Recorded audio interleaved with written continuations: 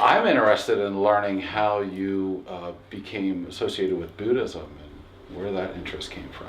My association with Buddhism kind of came along with my training as a Tantra educator. So I have my certification as an Authentic Tantra practitioner, which is a specific sexual healing modality that's rooted in Tibetan Buddhist practices. So initially, when I got into it, I just was really interested in human sexuality, thought that it was an area of people's lives that they really didn't have a lot of help in. You know, if we're lucky, we get a little bit of sex education in school, but many of us don't. And the sex education that we do get is typically just how to not get pregnant, how to avoid getting STDs, but there's really nothing beyond that. And so I just thought that would be a wonderful career and found the program that I'm in, and it happened to be rooted in Buddhism. So when I started, I just, I'd meditated before that, and I figured I would just go all in and learn whatever there was to learn, and found that it was really perfectly matched for me. Where did you find what you learned? Well, I got into it from reading an article in Spirituality and Health magazine. They did an article on sacred sexuality, and they talked about different big names in the field, essentially. Okay. And when I was reading that article, it just clicked for me, because I've always been a spiritual person and wanted to be in that field, but always have been interested in sexuality as well. And when I was searching for a program, most of them were like week-long programs, and then you were certified to be a Tantra educator. And the program that I found was a 3-month program where you then spent a year practicing and learning on your own, and then you went on a retreat and were tested and certified in person.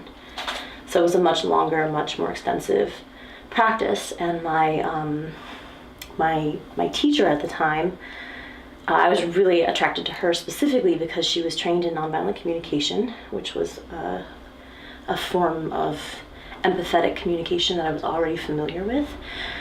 And she'd been a monk of the Ashaya order, and she'd been a stripper. And so I was like, I love this lady.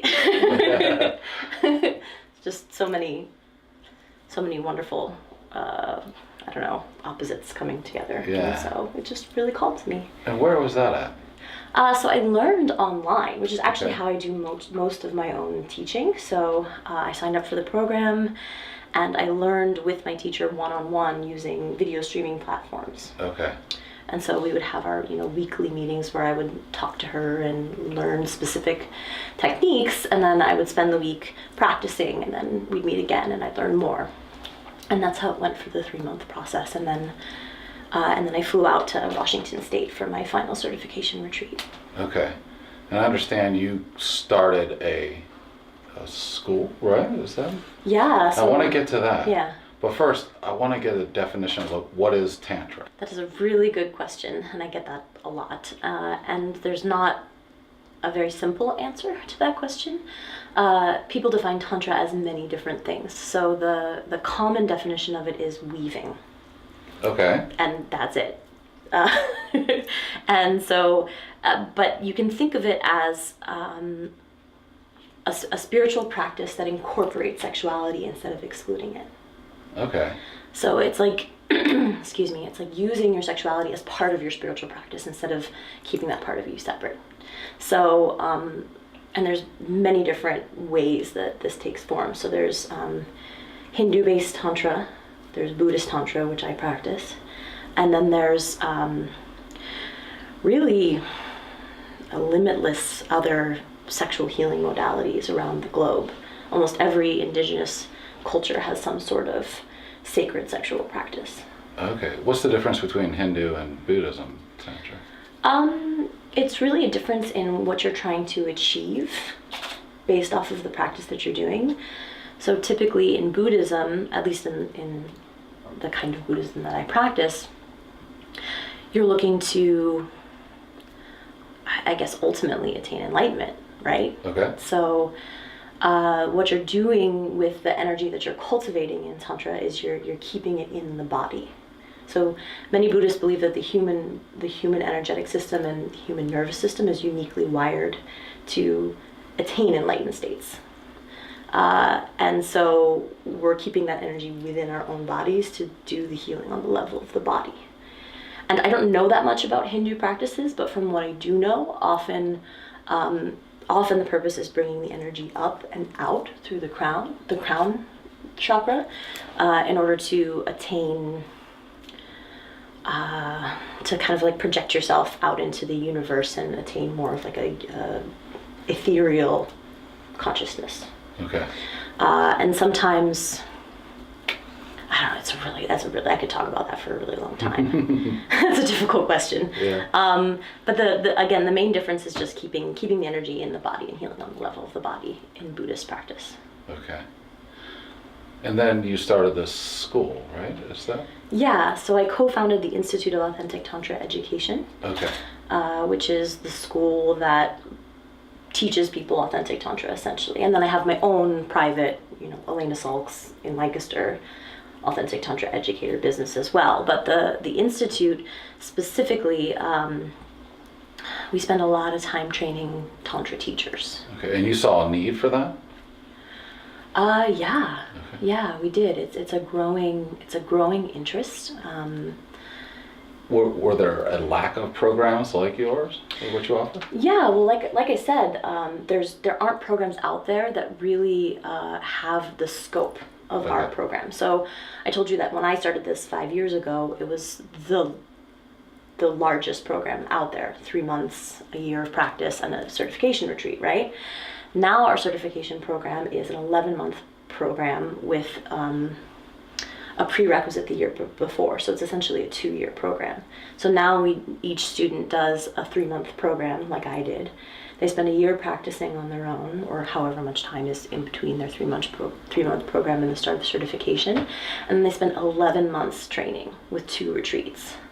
So it's extremely comprehensive. And the reason for that is because we've realized with time that the methods that we're teaching are highly transformational, specifically the ones that are rooted in Tibetan Buddhism. It cause really, really rapid transformation, and it can be very intense for the people practicing it and or the people who learn it out in the world. And B, we find that we deal with a lot of sexual trauma. So when we're out in the world dealing with our clients, I don't say dealing with, that sounds not great. When we're serving our clients, we find that a lot of people are coming to us because they've had a lot of sexual trauma. It's really, really common in our culture. And they are often, going through talk therapy, and that's wonderful, but they're finding that there's something missing in their healing, and so they're coming to us. And so we provide a somatic approach to healing trauma, and it can get pretty intense pretty quickly. And so we realized that we needed our teachers to be highly trained and ready to serve the people they were working with. Right. What is this sexual trauma that's? I'm not familiar with that. So what is sexual trauma? What are they? So sexual trauma can be anything from really large traumas that you would normally associate with sexual trauma, like rape, sexual assaults, molestation, on the more extreme spectrum, to on the lesser spectrum. I don't really want to say lesser, but what one would think of as less extreme. Any crossed boundary essentially can manifest in the body. So we know through somatic science, which is actually proven Western science, that when a person experiences a trauma, which a trauma is really just an event that overwhelms the nervous system. You become so stressed out that your nervous system can't handle it anymore. And what it does is your body will store some piece of that experience in its tissue to be processed at a later time. And when it does that, it manifests often as pain in the body, numbness, irritation. Sometimes it shows up as It can show up as an illness or something that's locked in the body, some way that it's not functioning properly as a result of this somatic pain that's stored there. And so that can be released. Have you run into people that have misconceptions about what you do? Yes. Okay, tell me about that. Well, I get lots of emails asking for hand jobs. Really? Yeah, people think I'm a sex worker, which I'm not. And so, yeah, I got a lot of late night emails asking for tantra massage. Oh, wow. A lot of the time. And then, yeah, I get a lot of people who call and touch base and then are just really terrified about what the process will be like, and so they don't move forward. Okay. As well. That's a hurdle also, because sex is scary. We're not used to talking about it. Yeah. Especially talking about our own sexuality and what we do and what we need. How do you help those people that are terrified? Like, how do you make them take that next step then? Oh, well, I can't make anybody Or take a step. help them. Honestly, you don't. I mean, people have to be ready to do the work. And so, I mean, I think the only way that I can do that is you guys are helping me do that, right? Because I'm here interviewing about what I do, so people have a better understanding of what it is.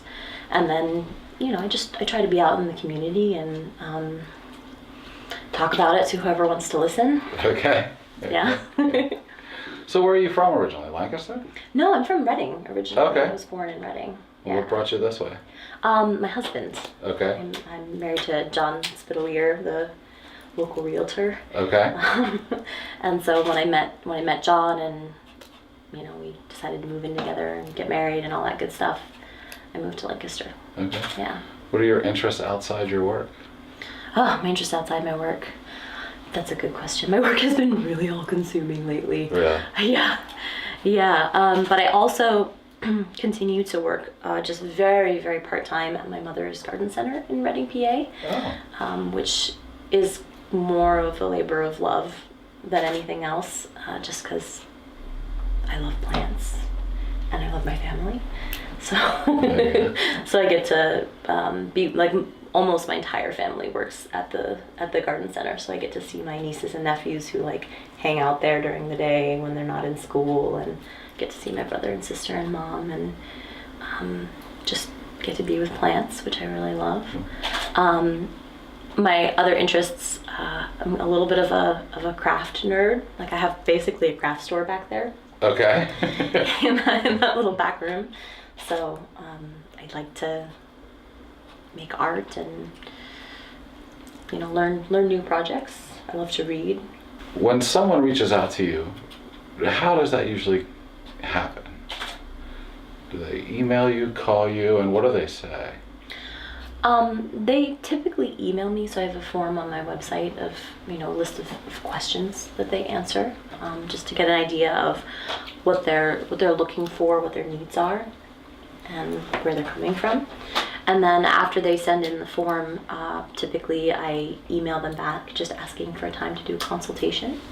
So I usually will talk to people on the phone for 20 minutes or so, just to educate them about what I can offer in a coaching program, and to see if they have any questions or any needs for support, since it is kind of terrifying for most people. How does the coaching program work? What we do is we set up weekly or bi-weekly sessions. So they come here. They usually sit here where we are. Okay. I sit over there, kind of like you would if you're going to a therapist, but I'm not a therapist. Mm-hmm. And then the first session is typically primarily their history. So we'll do an intake where I ask them a million questions about their background, their family, their relationships, their sexual history, their spirituality, and just really get to know them and really build trust and intimacy, essentially, because you have to have trust in this line of work for someone to be this vulnerable in front of you. And so that just it allows me to know what they need and who they are and how to best serve them. And it allows them to just really get to know me and connect and feel safe. Yeah, you must have to get a certain level of connection. Yeah, connection's really, really important. And then after that, we start learning. And each session, they learn essentially a piece of the puzzle. So it's a whole modality that has many different tools depending on what a person needs. And so I design my curriculum based off of what they're needing. Okay. So you're actually getting a unique curriculum for almost every person, unless it's something that I've seen before. So okay. they're designed to the individual. And you learn a specific set of techniques when you come in. Our interactions are boundaried.